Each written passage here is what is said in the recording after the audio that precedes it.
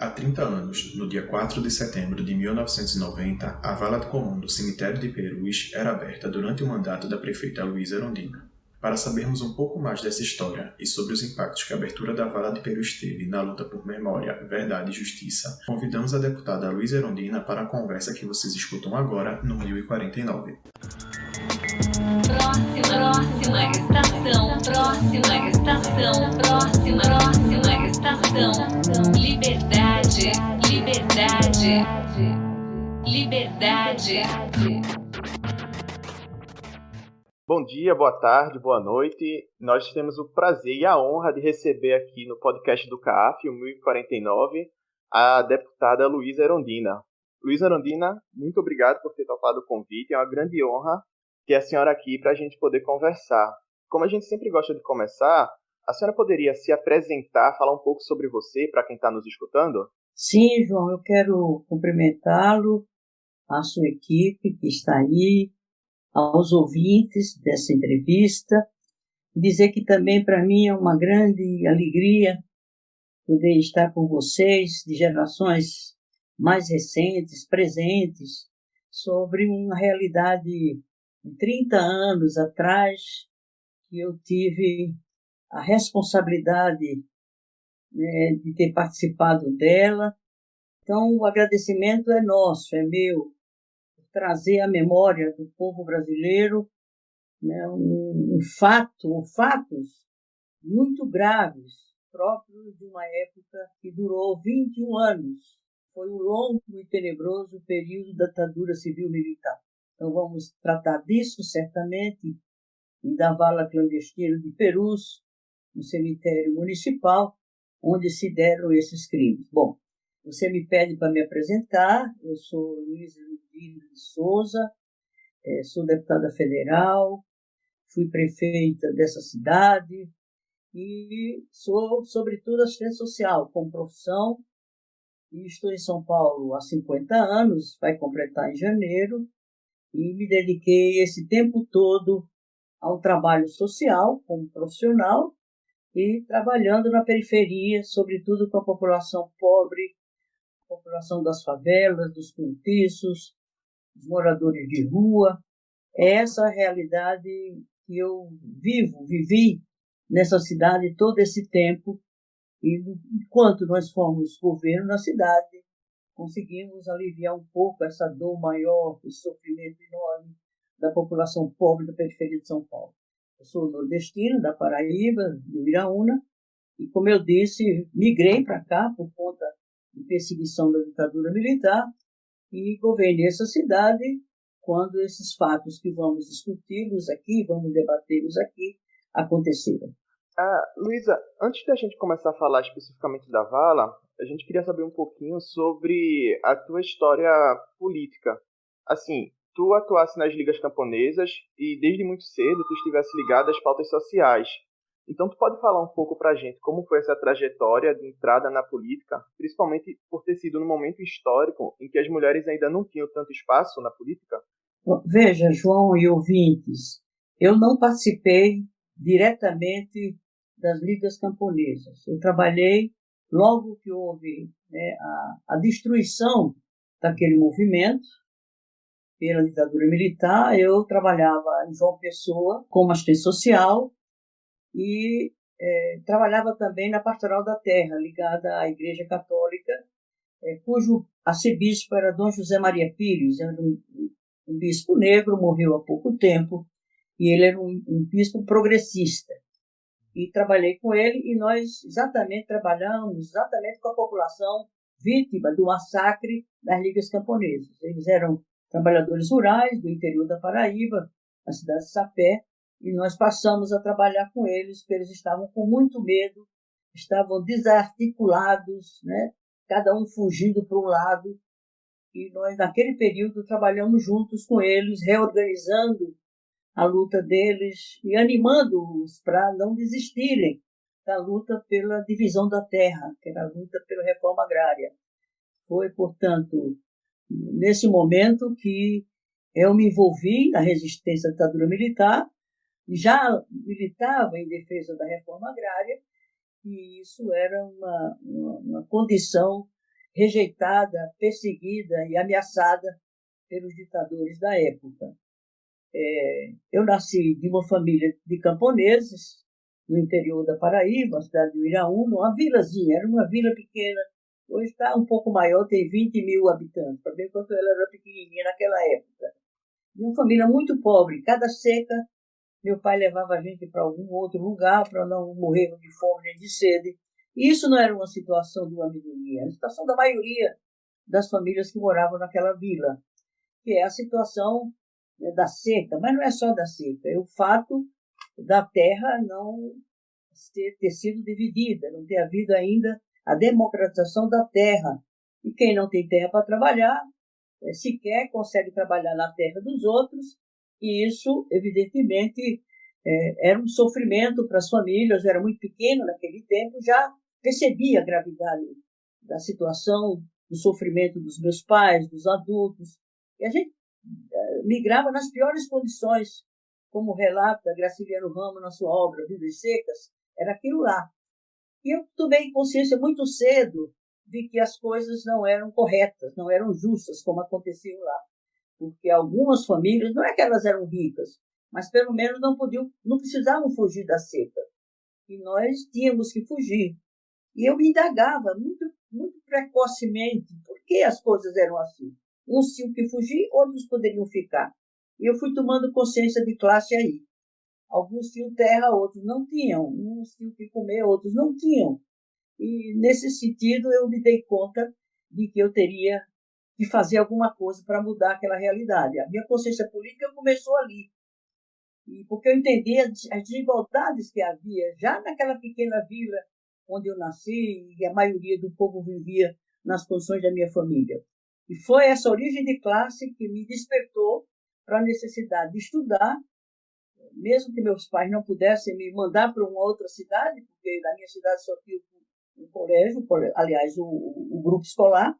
Eu frequentei 5 anos, que era o curso primário, durava 5 anos, e depois eu teria que ir para outra cidade para fazer o exame de admissão para entrar no ginásio.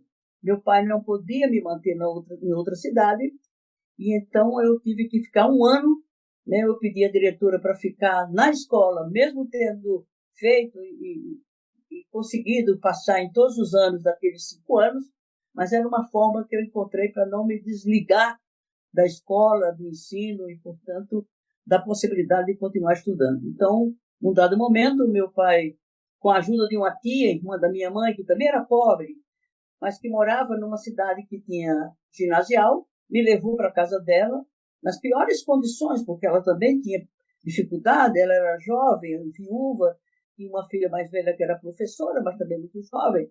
Então, levar mais uma boca para a casa da família dela já não era fácil. Mas foram elas que me deram a possibilidade de estudar, fazer o curso ginasial.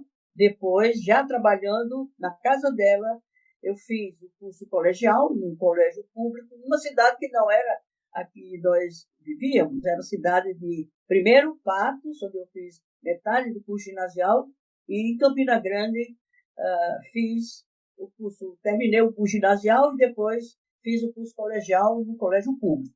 Portanto, eu estou relatando isso para dizer que foi porque eu estudei, graças à ajuda de uma tia, de uma família da minha parentes nossos, que aí eu entendi que era um estudo que ia me dar condições para eu mudar, contribuir para mudar aquela realidade. E aí eu rompi com um padrão que havia na época de moças da minha geração, que casavam muito jovens, muito crianças, muito jovens, tinha uma filharada tão grande quanto a nossa, éramos 10 filhos, e repetia-se a história, né, de casar cedo, ter muitos filhos e reproduzir aquele modelo, né, de pobreza, de exclusão social, de sofrimento. E rompi esse padrão, estudei e trabalhei ao mesmo tempo. Queria ser médica, não deu, porque eu tive que suspender os estudos do colegial, porque eu teria que ir para a capital para fazer medicina, e aí não dava. Eu tinha que trazer para a cidade onde tinha curso ginasial, para as minhas irmãs mais novas que eu, mais jovens que eu, poderem pelo menos chegar ao curso ginasial. Suspendi meus estudos por 9 anos, e ao retomar os estudos para fazer vestibular, eu já não tinha mais ilusões quanto a fazer medicina, e aí fui fazer serviço social, que foi exatamente a escolha mais adequada, porque naquele momento eu já estava na luta em defesa da divisão da terra, da reforma agrária e na resistência à ditadura militar.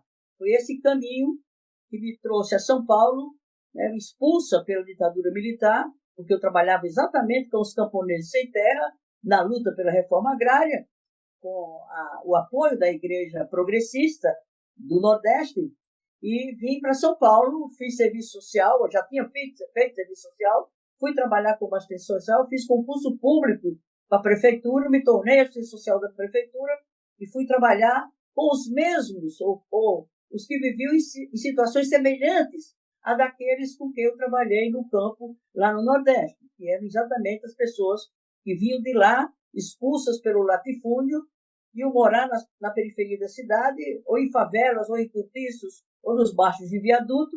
Aí eu me encontrei em São Paulo com a mesma luta pela questão da terra, só que no campo era a luta pela reforma agrária, na cidade a luta pela reforma urbana, onde eu estou até hoje, e foi aqui que eu, primeiro como sindicalista da minha profissão como assistente social, que aí atuei na militância como sindicalista, depois, né, partidariamente ajudei a fundar o PT, o Partido dos Trabalhadores, e foi nesse partido que eu fui vereadora da capital, deputada estadual do estado de São Paulo, depois prefeita, e sim, foi essa caminhada que me trouxe até hoje, onde exerço o 6º mandato de deputada federal, hoje pelo Partido Socialismo e Liberdade, e estou na luta, resistindo a esse governo fascista do atual governo federal e, ao mesmo tempo, lutando pela democracia, pela igualdade de direitos, pelos direitos humanos,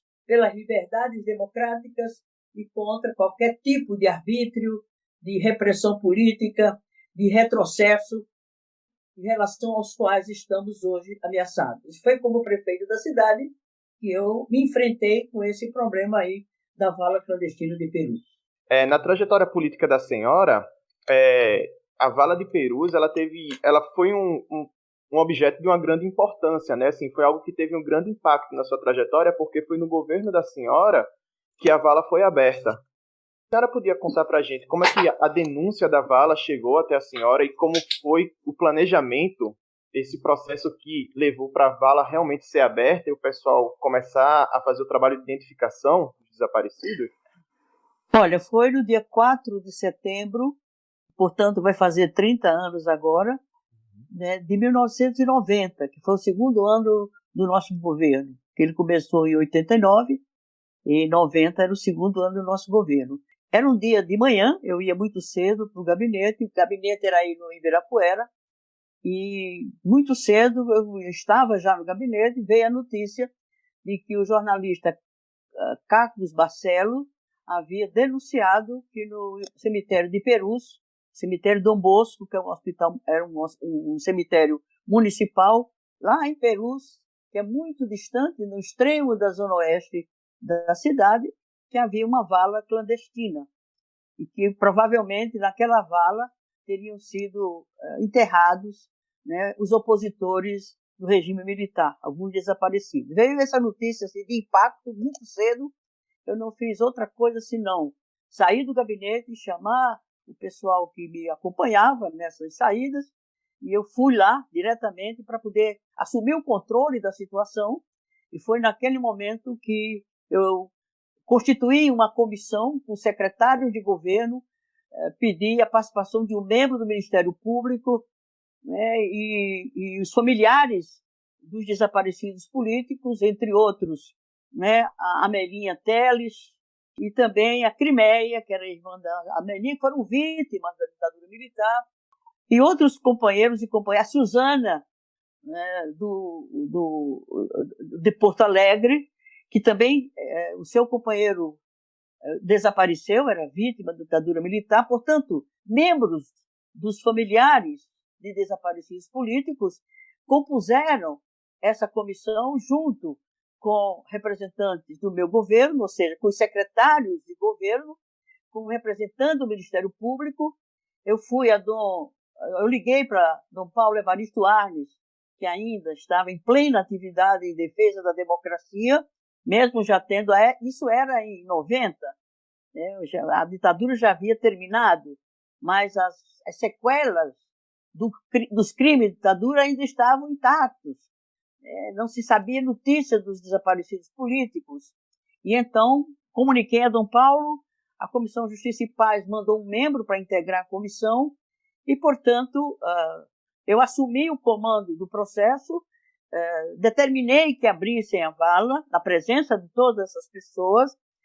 Nós encontramos 1.049 ossadas envolvidas em sacos plásticos, sem nenhuma identificação, e tinha um funcionário, né, o Antônio Pires, que era uma espécie de administrador do cemitério. Ele viveu no momento em que os corpos eram encaminhados àquele cemitério, ensanguentados, e eram enterrados, né, naquela vala comum, ou então em covas individuais, e ele relatou exatamente a tragédia que era naquele cemitério, que foi construído em 1971, construído pelo prefeito Paulo Maluf, na época, prefeito da capital. E foi construído exatamente para esconder, né, os crimes da ditadura militar. Eram para lá onde eram levados os corpos dos opositores do regime, as vítimas do Esquadrão da Morte, os participantes do Esquadrão da Morte, e os indigentes, só que todos eram enterrados como indigentes. Portanto, eles não iam colocar identificação daqueles, porque tudo era muito controlado. Chegavam com a polícia, né, que simplesmente não informava nada, e o administrador que estava ali, que no caso era o senhor Antônio Pires, era obrigado a cumprir aquelas determinações, enterrar naquela vala, né, clandestina, uma vala comum dos corpos que chegavam sem nenhuma identificação, e segundo eles falavam que eram indigentes. É verdade que havia indigentes também, e havia, né, os membros do Esquadrão da Morte. Naquela época era de muita violência na cidade por parte desse grupo, né? Mas, sobretudo, era o cemitério, esse e outros da cidade, onde eram enterrados os assassinados pelo regime militar por se oporem, né, àquele regime de tortura, né, de estupro, de violação gravíssima aos direitos humanos.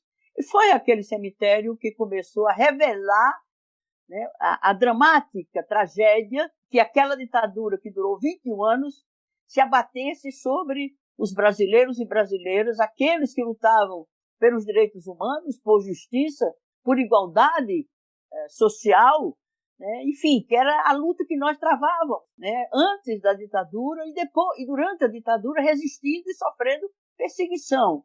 E como prefeita, eu enfrentei aquela situação e disse: vamos revelar toda a verdade.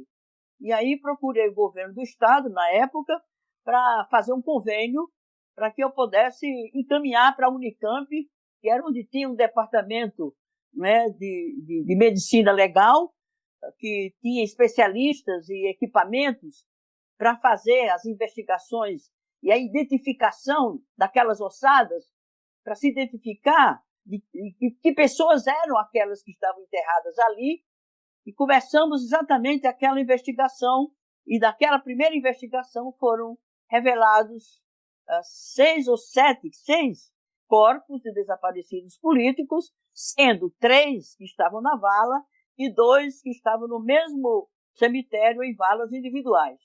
E aí começamos a também procurar em outros cemitérios da cidade. Havia notícia de haver situações semelhantes em outros cemitérios municipais, como no do Campo Grande, na Zona Sul, e o cemitério Vila Alpino, na Zona Leste, que eram esses 3 cemitérios municipais onde havia notícia, denúncias de haver corpos assassinados, seja pelo crime, seja pela violência, pelo crime da ditadura militar. E foi assim que trouxemos, pela primeira vez na história, depois da ditadura militar, a revelação concreta dos crimes da ditadura militar. E aquela descoberta foi um fator que alavancou as chances, as possibilidades de que outros arquivos, clandestinos ou não, viessem a ser encontrados após aquela revelação.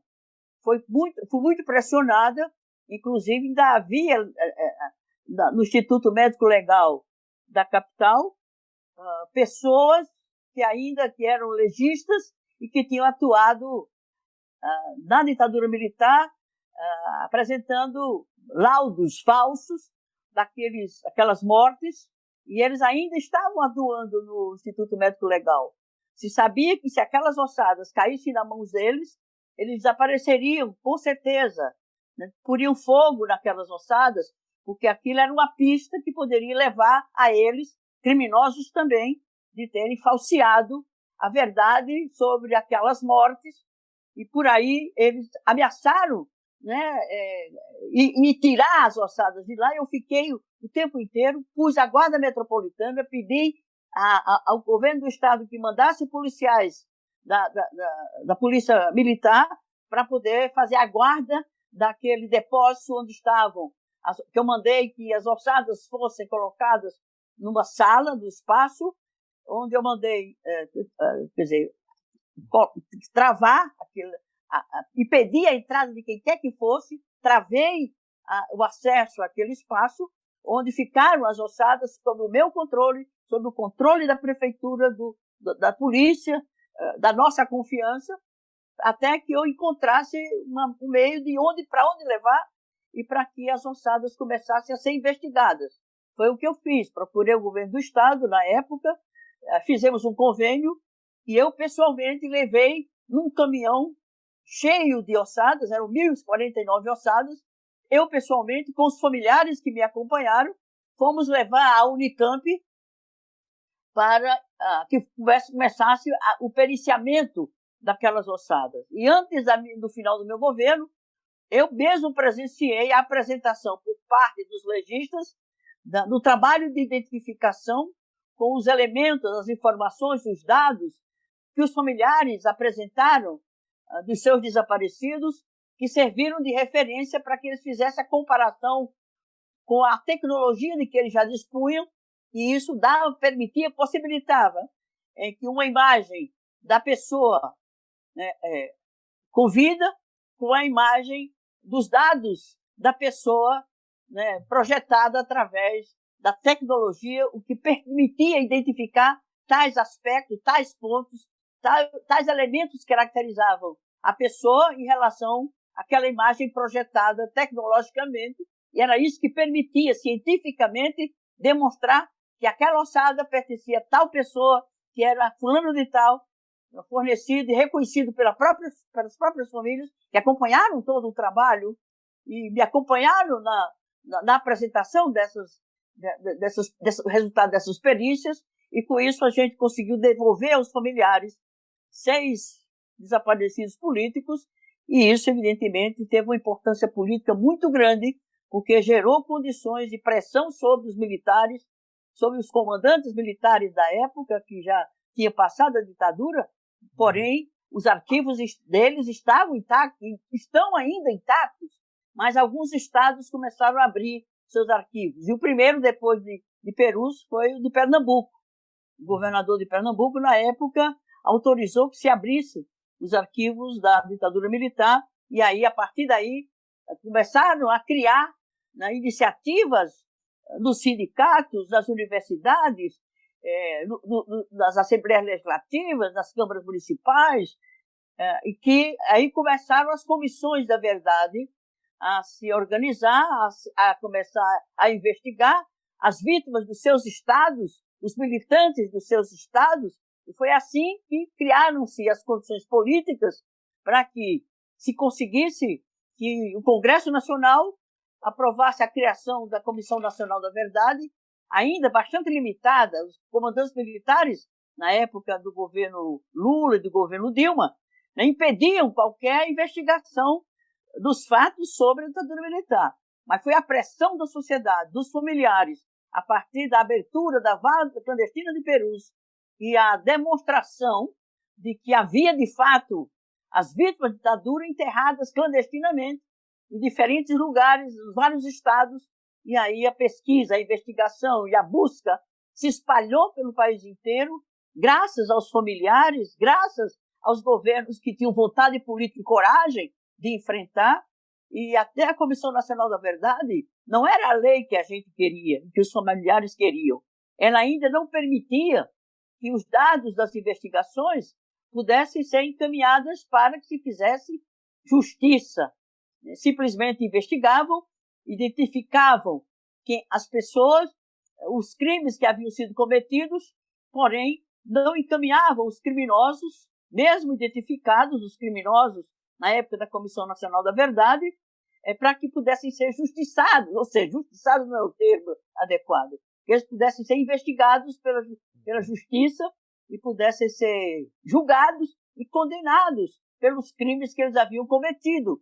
Isso a lei não previa, e foi uma das lutas nossas na Câmara Federal, e eu já era deputada federal, e outros companheiros e companheiras deputados do nosso campo democrático popular, pressionamos para que a lei previsse também a justiça de transição, e isso não se conseguiu, mas, de qualquer forma, a Comissão Nacional da Verdade foi aprovada com essa limitação, e não previa justiça de transição, mas só previa reconciliação, pensar a vítima da ditadura, o torturado, né, o desaparecido, seus familiares pudessem se conciliar com quem matou, com quem estuprou, com quem assassinou, quem fez desaparecer os seus entes queridos.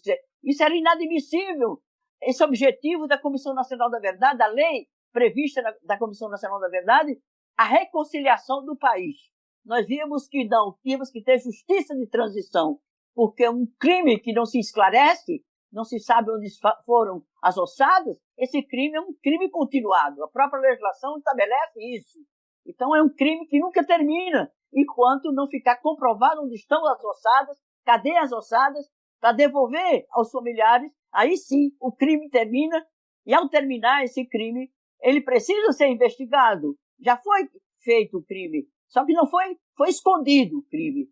O desaparecimento foi um desaparecimento forçado, e nesse sentido se abriu ao país uma possibilidade de uma Comissão Nacional da Verdade, as comissões estaduais e todos os outros meios que foram utilizados pelos sindicatos, pelas universidades, até os dias de hoje.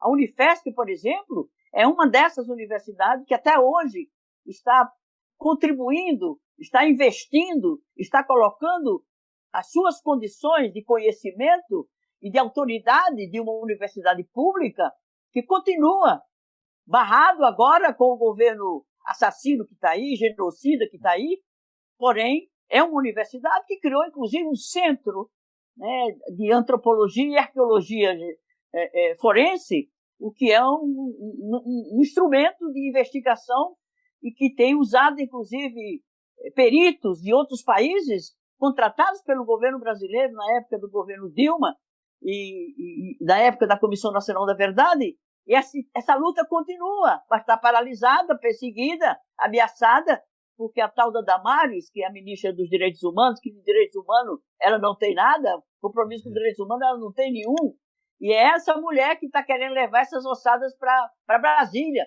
Brasília não tem como periciar essas ossadas, e vai desaparecer na mão deles. Não vamos deixar, nós não vamos permitir que essas ossadas saiam da Unifesp, e vamos lutar para que os recursos venham, e o meu mandato, que ainda tem 2 anos, naquilo que eu puder ajudar financeiramente, que é o que eu tenho feito todo ano, com verbas orçamentárias, para que o Centro de Antropologia e Arqueologia Forense da Unifesp, e todo o empenho que a Unifesp tem feito ao longo da atual gestão, né, da nossa reitora, né, que realmente tem sido corajosa, tem sido comprometida com essa causa e tem participado efetivamente para que a verdade venha à luz, essa verdade através da ciência e da investigação de peritos, para que nunca mais possamos viver momentos tão terríveis como foram aqueles 21 anos da ditadura militar, com casos dramáticos, trágicos, de uma vala clandestina do cemitério de Perus, que agora estamos a rememorar não a comemorar, evidentemente, a rememorar aquela tragédia desses 30 anos, e programas como esses ajudam a manter viva a memória sobre aqueles crimes e, consequentemente, a possibilidade de continuarmos a busca até que a verdade inteira seja revelada, que a memória seja resgatada e que a justiça de transição se faça, porque é esse o direito dos desaparecidos e dos que deram a vida pela democracia em nosso país.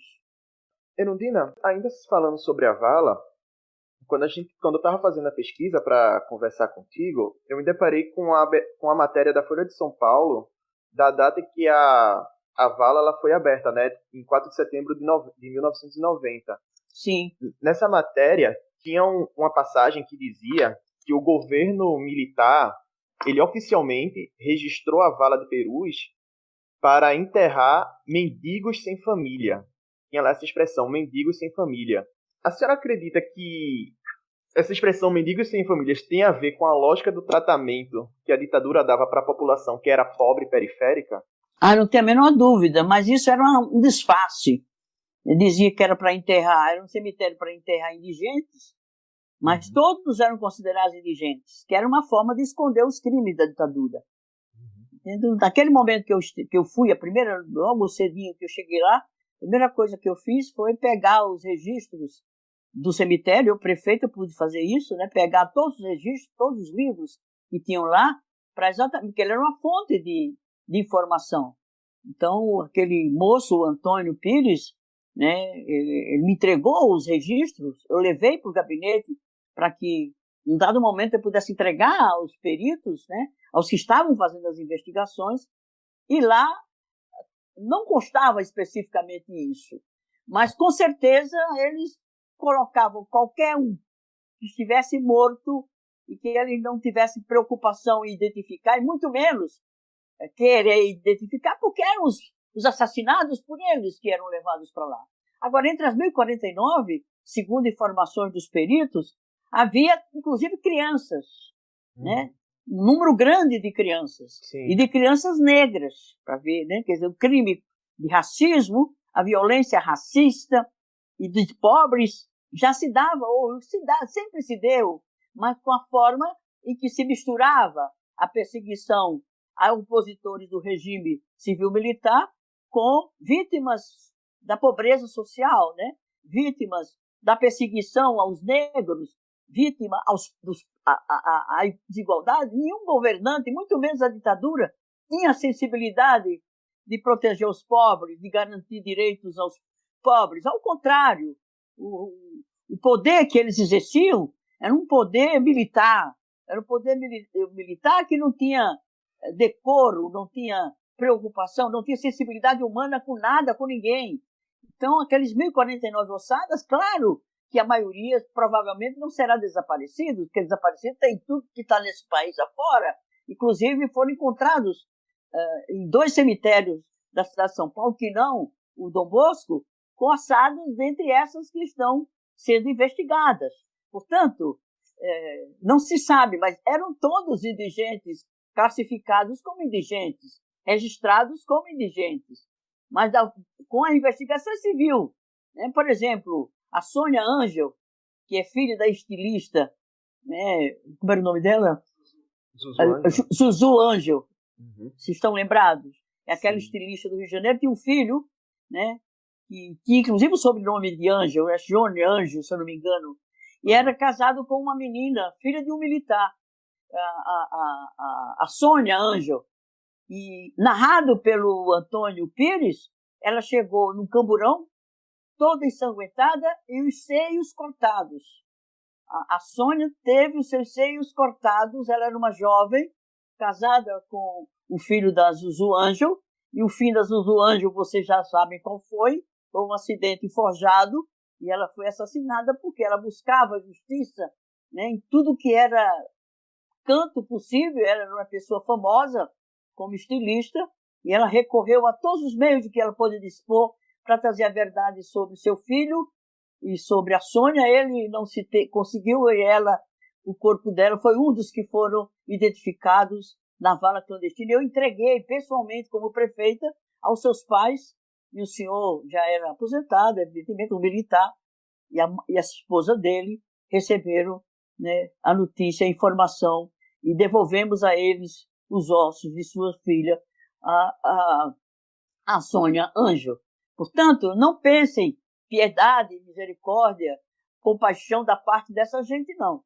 Essa gente, mesmo depois, né, com o apoio dos Estados Unidos, que foi o suporte da ditadura militar em todos os aspectos, né, contribuiu, inclusive, com tecnologia de tortura, né, para que a ditadura do Brasil se espalhasse pelo Cone Sul, que foi o que aconteceu, né, a Operação Condor, que foi uma operação que nós investigamos, inclusive, nas comissões que nós trabalhamos com elas, e exatamente aqui que o crime, né, de lesa humanidade que se comentou no Brasil contra os brasileiros e brasileiras se estendeu pela Argentina, brasileiros foram pegos na Argentina, brasileiros foram pegos no Uruguai, no Paraguai, enfim, a América do Sul foi toda ela ocupada por governos, isso ilegalmente, inconstitucionalmente, de governo de um país pegar, né, eventuais opositores do regime em outros países, e muitos foram mortos, assassinados, e exatamente dessa forma. Foi esse o crime dos militares no Brasil. E ainda se dão de bonzinhos, não são nada bonzinhos. E outra coisa, eles guardam os arquivos, dizem que foi queimado coisa nenhuma. Se queimaram uma parte, devem ter guardado cópia de outras, porque historicamente não se pode fazer isso com documentos oficiais, mas de qualquer forma. Mas o fato é que a verdade sobre a ditadura ainda não se revelou todo. A Comissão Nacional da Verdade chegou à conclusão que ainda há 434 desaparecidos políticos sem nenhuma informação, nenhum desaparecido foi encontrado até hoje. Tem histórias, informações aqui e acolá, mas a verdade mesmo sobre os desaparecimentos, os desaparecidos, até hoje não aconteceu. Portanto, por isso que nós temos uma ameaça à democracia nos dias de hoje. Porque enquanto não se passar limpo essa história dos crimes da ditadura militar no Brasil e em qualquer outro país, já se deu, a Argentina já fizeram isso, estão fazendo ainda hoje estão punindo. General morreu na prisão, porque um deles morreu na prisão, tinha sido um dos, chefes de governo da Argentina na época da ditadura militar. E, portanto, foram ditaduras importadas, exportadas de um país para outro, né, que não deixava em paz, não deixava possibilidade de salvação para os que faziam oposição a esses regimes cada vez mais terríveis, como no caso do Chile. Então, nós temos ainda que manter essa chama acesa na busca da verdade inteira, total, sobre essas vítimas, sem o que nós não terminaremos o processo de redemocratização do país. Por isso, estamos sempre sob risco, como estamos aqui nesses 2 anos desse governo assassino, genocida, que está matando mais de 100 mil, já matou mais de 108 mil brasileiros por não ter tomado as providências de prevenção que a ciência oferece e que a Organização Mundial da Saúde recomendou desde o primeiro momento. E hoje é o 3º ministro da Saúde, não tem ministro da Saúde, porque não tem um médico, não tem um profissional da saúde à frente do Ministério da Saúde. Enquanto isso ocorrer, a democracia brasileira está sob risco e nós, democratas, não temos o direito de simplesmente dizer pronto, não tem mais jeito, acabou, não. As feridas estão abertas. Ainda há familiares em que essas feridas sangram, porque uma ferida só sara quando ela é lavada totalmente, plenamente. E essas feridas ainda não foram lavadas, porque não se sabe a verdade sobre os crimes daquele regime, que não é só militar, foi civil também, e foi bancado pelos donos do dinheiro do país, sobretudo em cidades como São Paulo, Rio de Janeiro, Minas Gerais, Belo Horizonte, enfim, as grandes cidades, os grandes conglomerados econômicos do país bancaram, além dos Estados Unidos, que bancaram a violência da ditadura militar no Brasil. Então, é isso, João, companheiros, ouvintes, essa é a dura realidade sobre a violência da ditadura militar, sobre o crime de lesa humanidade cometido por esse regime, e não temos que, enquanto eu vida tiver, e se eu não tivesse feito outra coisa na Prefeitura de São Paulo, ter viabilizado, né, como início, a descoberta dessa verdade, eu já me daria por satisfeita de ter tido a oportunidade, quer dizer, a responsabilidade de ter trazido ao país, né, abrir um pouquinho o véu de uma verdade cruel que ainda praticamente está intacta, porque centenas de brasileiros ainda estão desaparecidos e seus familiares, né, sob a tortura do desaparecimento, que é pior do que ver o corpo da pessoa que teria sido morta, mesmo por assassinato, mas cessaria a aflição, a angústia de saber se o filho, a filha, o marido, o companheiro, o parente, o amigo, o companheiro de luta estaria vivo ou não. Isso é uma tortura permanente, é um crime permanente, e isso tem que ser revelado, tem que ser investigado e tem que ser punido. Acho que assim, quando a gente vai rememorar, né, sobre a Vala de Perus, até pela fala da senhora, a gente consegue pensar nela como um símbolo da ditadura, que além do desaparecimento é um símbolo de todo o sadismo que o governo militar, esse governo cívico-militar ditatorial teve com a população, não é? Com certeza, não tenho a menor dúvida. E quer dizer, é um ponto de referência, que não se apaga, é uma luz que não se apaga, uma luz no sentido das trevas do que ocorreu naquele cemitério e em muitos outros lugares desse país. No campo, contra o trabalhador rural, foram assassinados lá mesmo. Os indígenas que foram massacrados na construção daquelas rodovias que na era do Brasil Grande, do Brasil Milagre, chamado Milagre Brasileiro.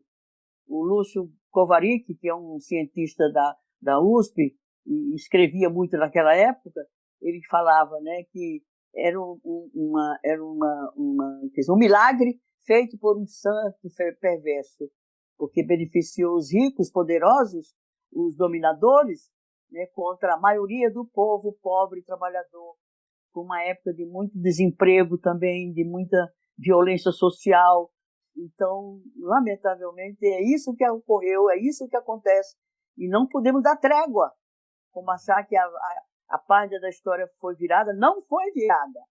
Enquanto não se lavarem as feridas e a verdade inteira vem à luz, nós não podemos nos dar, né, por satisfeito ou por ter terminado a missão. Não terminou. Eu estou nessa idade, continuo ainda na luta, porque ainda tenho compromisso com essa luta. Erundina, eu queria saber agora a tua opinião, assim, a respeito do papel das universidades. Porque, assim, ao longo dos trabalhos, né, na Vala de Perus, eles foram feitos em universidades. O pessoal fazendo lá todo aquele trabalho para poder identificar o pessoal que foi desaparecido. Então, eu queria saber, assim, da senhora, a respeito do papel das universidades na luta por verdade, justiça e memória. Olha, João, naquelas universidades públicas onde havia militantes, pessoas comprometidas com os direitos humanos, comprometidas com a verdade, contribuíram sim, né? E ainda contribuem, como no caso da Unifesp. A Unifesp é um exemplo. É uma universidade pública, num período difícil. Não deve ser fácil para a nossa reitora, a Soraya, né, estar bancando esse projeto, né, porque isso supõe coragem política, compromisso político, né, com todos esses fatos, com essa verdade, com esses direitos humanos. Não se pode generalizar que as universidades como um todo... Não, muitas dessas universidades públicas começaram a tortura por lá mesmo, né? Professores que foram demitidos, ameaçados, outros desapareceram também, enfim. Mas houve outros, ainda hoje, como no caso da Unifesp, e muitas universidades criaram comissões da verdade, até para apurar os crimes daquela universidade, que cometeu com os seus professores, com seus alunos, que havia, né, dedo duro nas universidades. Eu mesmo, ainda na Paraíba, né, quando eu ia aqui mesmo em São Paulo, eu lecionei em algumas faculdades aqui, e eu me lembro que eu estava muitas vezes...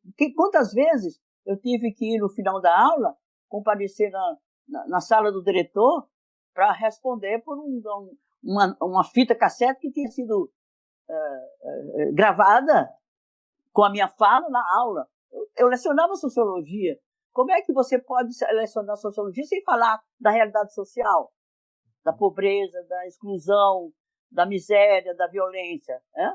E quem me segurava nessas faculdades, que algumas delas eram particulares, eram os alunos que tinham que pagar. Antes do final do ano, eles faziam abaixo-assinado e ameaçavam. Se a professora não voltar, a gente não volta também. Então, era isso que me segurava numa faculdade, por exemplo, nas FMU, que eu fiquei até o dia em que eu me elegi vereadora. Aí foi um pretexto para eles me jogarem, sair. Eu poderia ter continuado, mas o pretexto de eu ter sido eleita, vai embora, acabou. Enfim, e foi nas férias que eles me liberaram. Me liberaram, não, me dispensaram, me demitiram. Como outros já tinham me demitido antes. Enfim, eu estou dizendo, a perseguição ela continua até o dia de hoje. E nem todas as faculdades, mesmo as públicas, têm o comportamento como o comportamento da Unifesp. A USP, a partir de um certo momento, né, criou a sua comissão. A Universidade de Brasília também teve a sua comissão. E essa luta pelos direitos humanos continua nessas universidades, né, com os ativistas de hoje, os ativistas dos direitos humanos. Eles não desistem. Né? Quem tem compromisso, quem tem na alma, no espírito, no coração, né, um compromisso com a verdade e com os direitos humanos, não larga nunca. Pode matar, que não vem outro, nasce e continua a luta. É essa a luta, porque é a luta pela verdade, né? A luta pelo direito humano essencial, o direito à vida, à liberdade, né? Enfim. E isso dá para a gente um sentido de vida muito forte, que a gente quase não envelhece. Eu não me sinto envelhecida, porque eu ainda tenho energia para dizer essas coisas que eu estou dizendo hoje. Isso é arriscado, mas não tenho medo. Enfim, nunca tive medo, não é agora que eu vou ter. Eu era jovem e que tive que sair da minha cidade para não desaparecer, como alguns desapareceram. Então, é isso que faz com que a democracia não morra nunca. Num dado momento, numa determinada sociedade, parece que morreu, acabou, não tem mais, vai ter sim.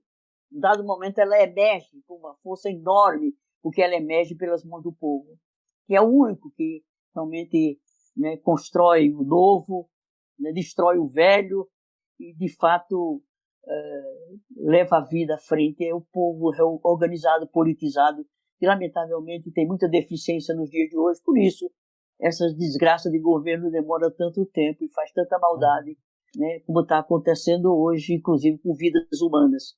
Não poderia ter morrido 108 mil pessoas, vai morrer muito mais ainda, né, se tivesse tido um governo responsável, um governo em que tivesse seguido as orientações da Organização Mundial da Saúde, tivesse levado a sério. Até hoje, ele faz propaganda do vírus. No fundo é isso, quando ele sai sem máscara, mesmo se dizendo que teve, não teve, não se sabe se teve, se não teve, enfim, é aquela mentirada o tempo inteiro, que é para poder enganar os que não têm informação, para poder ele dominar e para ele ter-os como sua base. Está crescendo por aí, por essa esmola que distribuiu aí com o povo, e graças à Câmara. Não foi o governo que decidiu os 600, ele queria dar 200. Foi a Câmara que aprovou 600. E agora ele se vangloria, porque o povo desinformado acha que foi ele mesmo. Olha como ele é bom, deu dinheiro para nós. Deu dinheiro, coisa nenhuma, dinheiro do povo. Além disso, quem aprovou essa emergência, essa ajuda emergencial, foi a Câmara, não foram eles. Então é isso, que lamentavelmente eles são iguais. Esses ditadores de sempre, de ontem, de hoje e amanhã, serão os mesmos, com as mesmas práticas, com a mesma desumanidade, com a mesma crueldade que os alimenta e os torna ativos por conta desse ódio que eles alimentam contra os outros seres humanos. Desde que o atual governo assumiu, a gente tem vendo uns ataques a essa questão, né, de memória, justiça e verdade. Como é que a senhora consegue avaliar esses rumos que a gente está tomando, hein? Que o governo federal, na verdade, quer que a gente tome? Já se perdeu muito, né, João? Por exemplo, os anistiados, mais de 300 anistiados, aqueles que teve uma reparação financeira de uma lei que foi criada, inclusive, na época do governo Fernando Henrique Cardoso, e mais de 300 foram cancelados. Portanto, aqueles que tiveram anistia reconhecida e tiveram uma reparação financeira, que é o que faz eles viverem hoje, estão vivos ainda, né? Porque muitos já morreram, né? Eles acabaram com essa ajuda. Essa tal da Damares, que está no Ministério dos Direitos Humanos, que direitos humanos é isso, pelo amor de Deus? Essa mulher é uma assassina e a história vai julgá-la um dia. Então, está tirando dos anistiados, está tirando, enfim, está acabando com a Comissão dos Desaparecidos Políticos. Ele substitui os membros civis por militares. Está cheio de militar que faz a maioria desses órgãos Não sei para que eles mantêm os órgãos. Porque como foi criado por lei, fica mais difícil tirar, mas na hora que eles quiserem, eles tiram.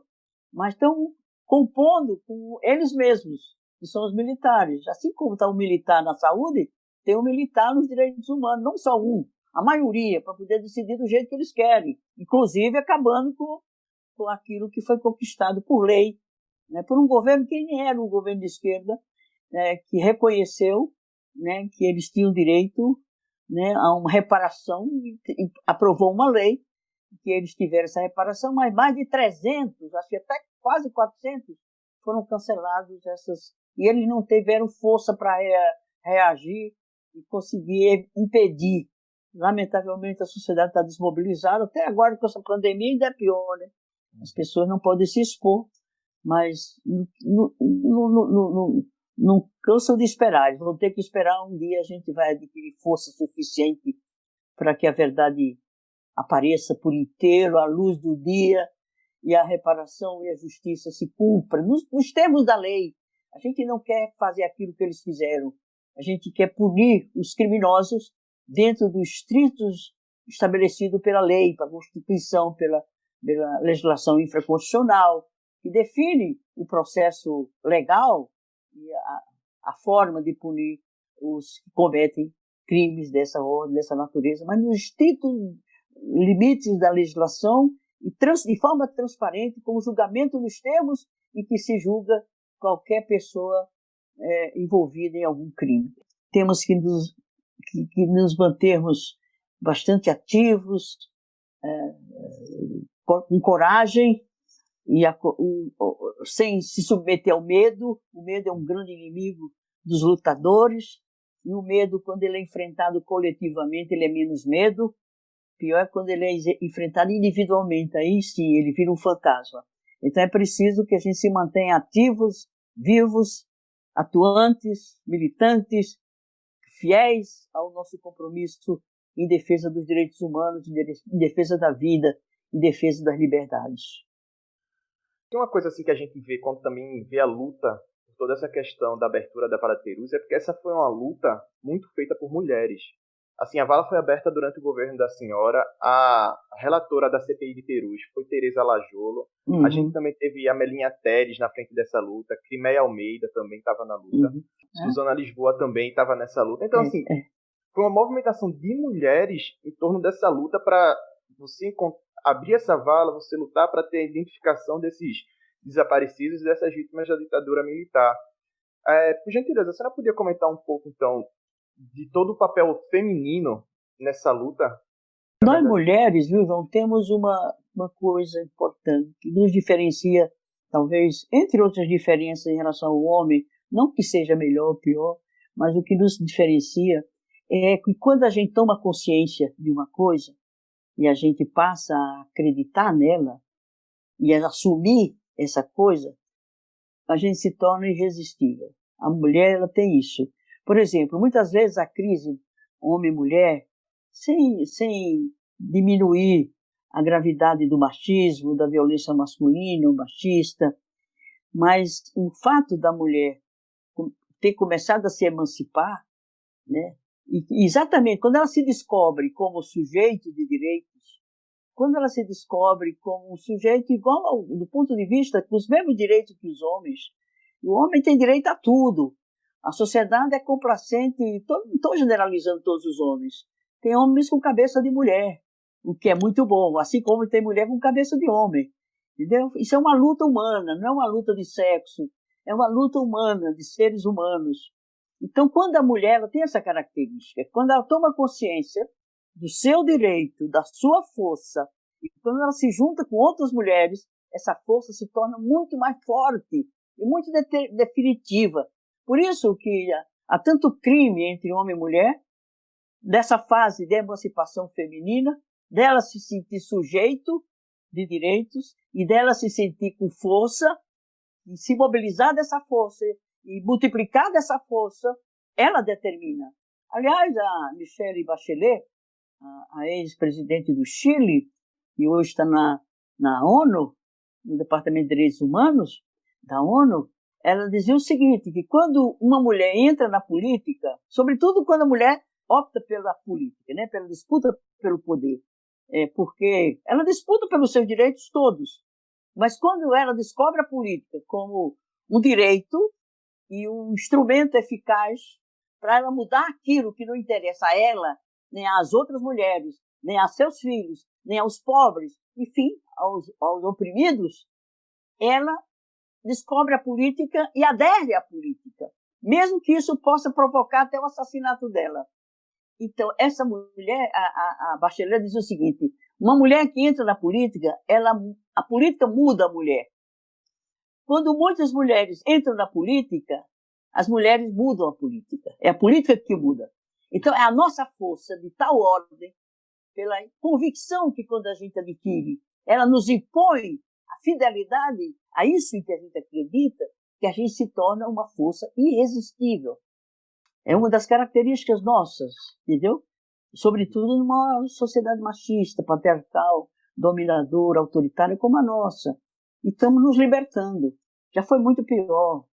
Pensando no meu tempo, há 30 anos atrás, na prefeitura, até o dia de hoje, nós éramos 8% na Câmara, hoje já somos 15%. Claro, é muito lento o processo, mas a gente vai crescendo. Até um dia que a gente seja pelo menos 50%, que é o mínimo, é a paridade, né? A paridade. Um dia, quem sabe, aí aqui isso depende dos homens, né? Porque uma mulher a mais na política é um homem a menos. Então, eles não querem isso, né? Mas um dia a gente vai com a educação não sexista, né? Que discrimina a educação do menino e da menina. O menino já é levado a exercer liderança, a estar fora de casa, a não participar dos trabalhos domésticos, ajudar a mãe, enfim. É isso, a reprodução do sexismo, né? A reprodução da desigualdade de gênero. Não querem nem falar em gênero, esse governo aí fundamentalista, né? Retrógrado, do século XIX. Eles não estão nem do século XX, são do século XIX, um ponto atrás. Por isso nós, vocês, juventude, tem que se convencer que a história passa pelas mãos de vocês, não é mais pelas minhas. Eu estou nessa idade. Passa pelas mãos de vocês. Eu torço para que vocês assumam esse protagonismo que é da geração de vocês, para que a gente tenha uma humanidade mais justa, uma humanidade mais fraterna, onde os seres humanos sejam mais felizes, todos possam ter direito a ser felizes, a ter direito à saúde, à educação, à cultura, ao trabalho, à dignidade, enfim, à igualdade de direitos. É disso que se trata. E vocês, jovens, têm que assumir para si, na medida do que as suas consciências levam vocês, têm que assumir, senão a história será pior do que está sendo hoje. E, ao contrário disso, ela pode ser muito melhor do que foi no passado, se vocês tomarem nas mãos, né, com a construção da mente que vocês têm hoje, com o estímulo das novas tecnologias. Vocês têm uma outra concepção das coisas, vocês têm uma outra estrutura de pensamento, a lógica de vocês é mais ágil, por isso vocês aprendem mais fácil o computador, a internet, os meios eletrônicos. Vocês são, por quê? Não só vocês homens, vocês jovens, exatamente porque vocês já estão fazendo a transição de uma civilização que já envelheceu, acabou, precisa morrer, até uma outra civilização que está nascendo, mas ainda não está nas dores do parto.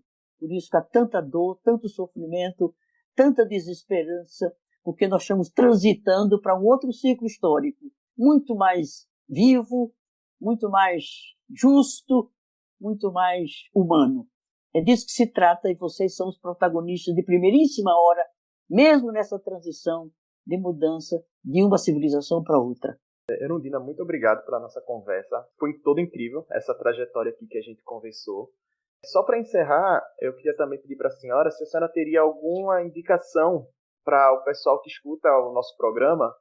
Pode ser um livro, um filme, uma pesquisa, alguma coisa que fica ao seu critério.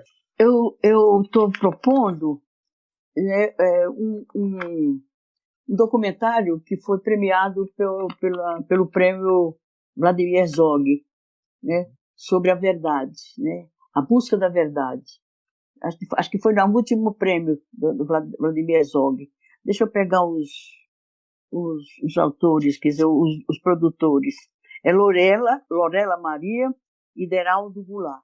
São os dois diretores desse documentário. O documentário é Em Busca da Verdade e foi premiado com o prêmio Vladimir Herzog. Vale a pena ver, que é exatamente sobre o trabalho da Comissão Nacional da Verdade, sobre o